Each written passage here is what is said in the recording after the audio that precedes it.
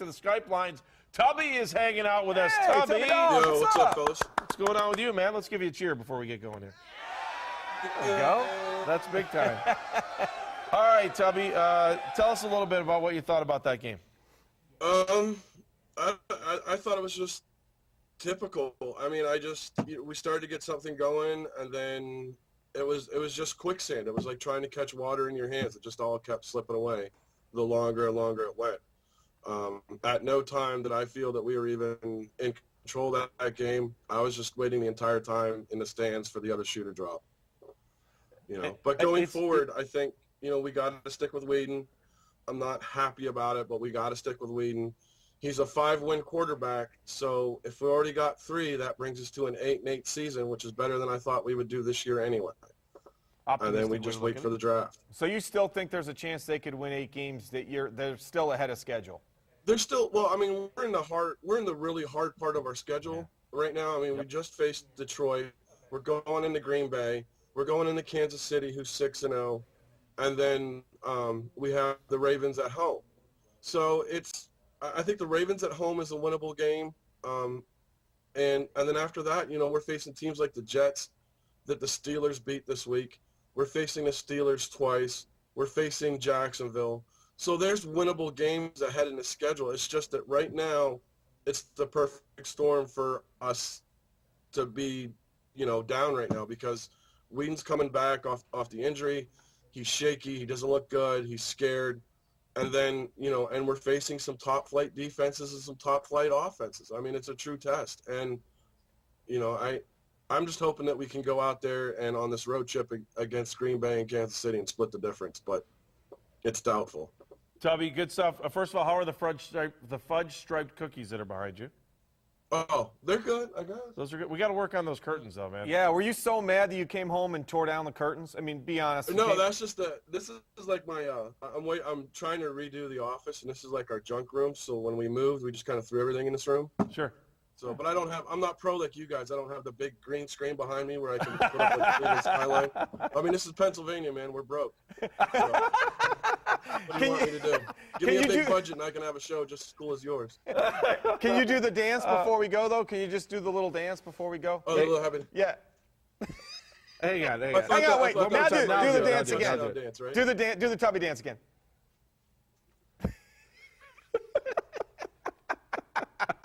Tubby, thank you. You're the best, man. That's awesome. Give me a coffee cup.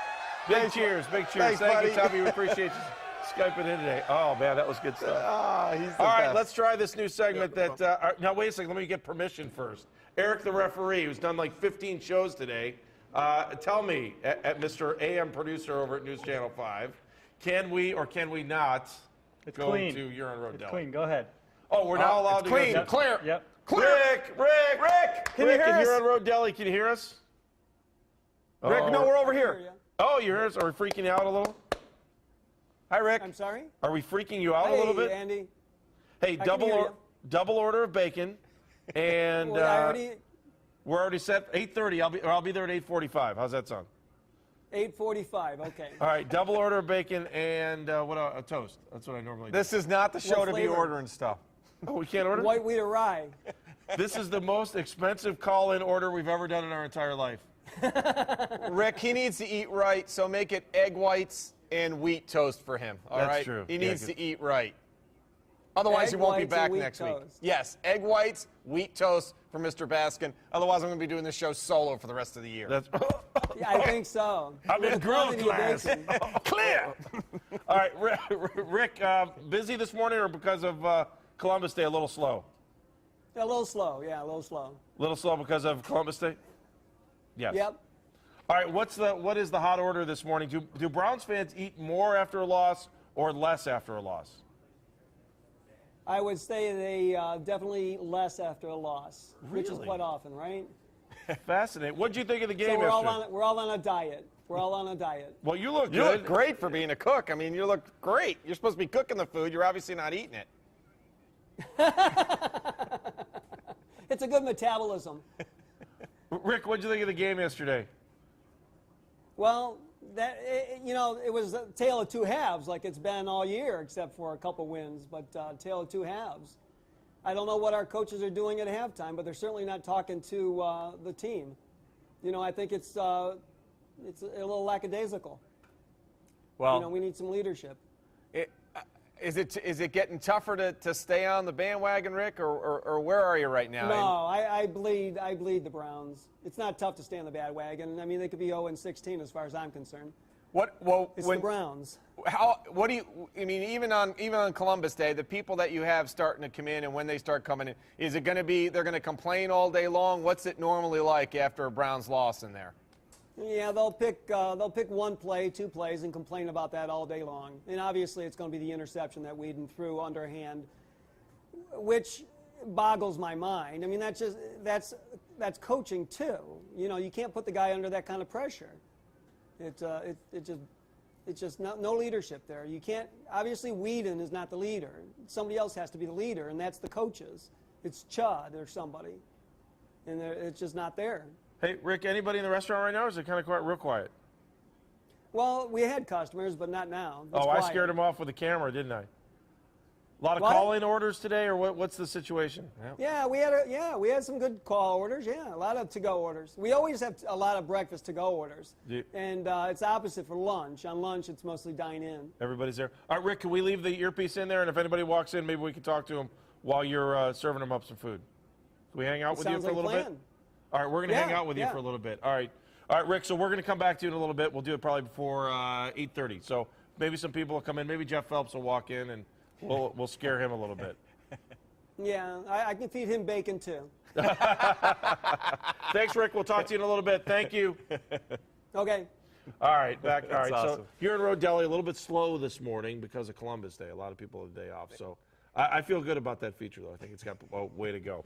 All right, let's go to Chris Fedor, who's hanging on the line. Chris, one of the most analytical people I know in town, and really can break down this game like nobody else. Chris, your thoughts on this Browns loss yesterday, and is this season officially over?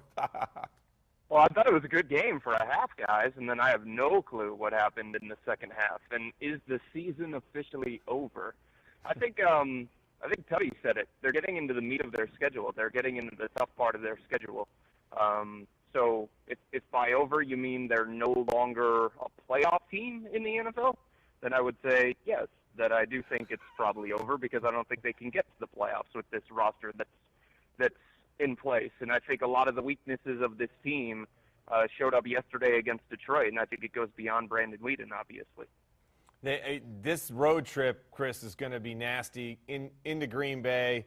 In to face they may be undefeated still at that time, the Chiefs, and then you come back home to face a team in the Ravens that you have no idea how to beat. If you could go 1-1 on this road trip and come home, you got to think that's a huge win. Yeah, I would say so, absolutely, especially given the fact, Mike, that look at the teams that they've beaten. I mean, I know Cincinnati is considered a Super Bowl contender and one of the best teams in the AFC, but aside from that, it's a disappointing Minnesota team that is still looking for their quarterback. They have no clue what they're going to do at quarterback. They signed Josh Freeman because they were so down on Christian Ponder. And then the other team that they were able to beat was a Buffalo team that started out to be a surprise, but then had to play with Jeff Toole for the second half of the game when E.J. Manuel went down. So I think the Browns early on in the season, guys, have taken advantage of some opportunities that were placed in front of them. They've gotten a few breaks that have allowed them to get to the 3-win mark. So if they do go 1-1, I think it'll start turning my head back the other way because, like I said, these are teams that, on paper, doesn't look like the Browns should be able to beat. All right, Chris Fedor on the phone line, like you can be at 216-431-3820. Jason Campbell, does he get a crack this week? Does he get to work with the ones? Or are you thinking about putting him in? Am I thinking about putting him in, or do I think Chud's thinking about first putting him in? you tell me if you would, and then you tell me if Chud's going to. See, I honestly wouldn't, guys, because as bad as Brandon Whedon was yesterday, I'm not going to sit here and defend the guy and say that he was very good. I mean, he made a play that you don't see high school quarterbacks make, where he threw that interception, and it was absolutely baffling. You're like the 10th person to say that to me in the last 24 hours. High school quarterbacks don't make that play. They don't. I mean, have you seen a high school kid make that play, Andy? No. I mean, the only thing that I could do when I was watching yesterday was laugh. Because at that point, what are you going to do? I mean, that was one of the most boneheaded plays that you're ever going to see in the NFL. But at the same time, I mean, I think I understand who Brandon Weeden is at this point. I think we've seen enough of Brandon Weeden to know who he is. And he's a flawed quarterback, and he's going to make some throws where you sit there and you scratch your head. And he did that yesterday against Detroit. Then he's going to make some other ones where you're like, whoa, okay, there's that big arm. There's the ability to get the ball downfield. But he's a flawed quarterback, and he's going to need almost everything around him to be perfect. And I think one of the differences yesterday, besides his terrible boneheaded interception, was that, unfortunately, his defense couldn't hold up against the Detroit Lions long enough to allow him to make maybe one or two plays the way that it did against the Minnesota Vikings, where Brian Hoyer was struggling the entire second half. The defense kept them in it because they kept Minnesota out of the end zone, or because they forced Minnesota to turn the ball over in the red zone. And Brian Hoyer just needed one drive to win that game against the Vikings. Same thing happened against the Cincinnati Bengals, in my opinion. Brian Hoyer needed one drive to beat the Cincinnati Bengals, and the defense gave up 24 points yesterday to the Detroit Lions. I understand that Brandon Weeden's not a great quarterback, and I don't ever expect him to be a great quarterback. I don't expect him to go out and win games every single Sunday. But what I thought about this team through 5 games is that the defense would have been good enough to keep the Browns in almost every single game. I expected more from the Browns defense yesterday, and I think that's why my disappointment lies with them more so than Brandon Weeden, because I know who Brandon Weeden is. I thought I knew who the defense was, and the defense let me down more than Brandon Weeden did.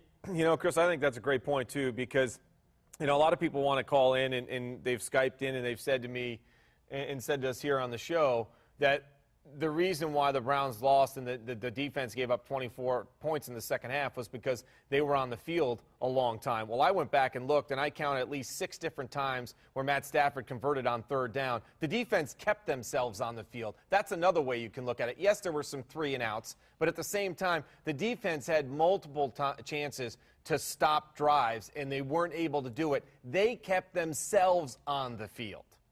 I agree with that, Mikey. I expected them to be better. You know, in the first half, they were shutting down Detroit. It looked like Detroit was kind of befuddled on offense, and they really couldn't do that much. And when they did have that really good drive to open up the game, they stalled. And that's the kind of defense that we've grown to expect here from the Browns. We expected the Browns to be able to get pressure on Matthew Stafford and be able to contain the Detroit Lions when Calvin Johnson wasn't 100%. So, yeah, Mikey, you can put it on Brandon Weeden if you want to and say the 3-and-outs and say that the offense didn't do the defense any favors. But the bottom line to me is if you want to be elite, you want to consider yourself a top 5 defense or a top 10 defense, you can't give up 24 points in the second half to the Detroit Lions with Calvin Johnson at 75 or 80%. You simply can't do that. All right, Chris, thank you. We appreciate it. We're going to catch up with you next week, too. So, Chris, what do you got cooking these days, other than 92.3 The Fan? We got a ton of stuff on 92.3 The Fan, obviously, going to be there this upcoming weekend, and then Cleveland.com, all-the-wall coverage of everything that we're doing with the Browns. Outstanding. Chris, thank you so much. Always appreciate your opinions. Good stuff. You got it, guys. All right, Chris Fedor joining us. All right, according to, and now I got to do this, are we getting a delay game penalty here? You are. You definitely are. Why are we getting the delay again? That's 3 for 3, dude. We got so many guests that want to call in, and you're just taking. Yeah, I saw one of our Fox Sports Ohio girls you. getting denied. She got the Heisman. Yep. All right, let's let's get go to her back Matt Loede. on. Matt looks like he's at a prison lineup this morning. Good morning to you, Matt. Good morning, boys. How are you? Is that your studio you're working out of right now? Yeah, actually, yeah, if you want to call the master bedroom here in Parma, my studio this morning, but I appreciate that. No worries. All right, tell me about your Steelers. They won yesterday.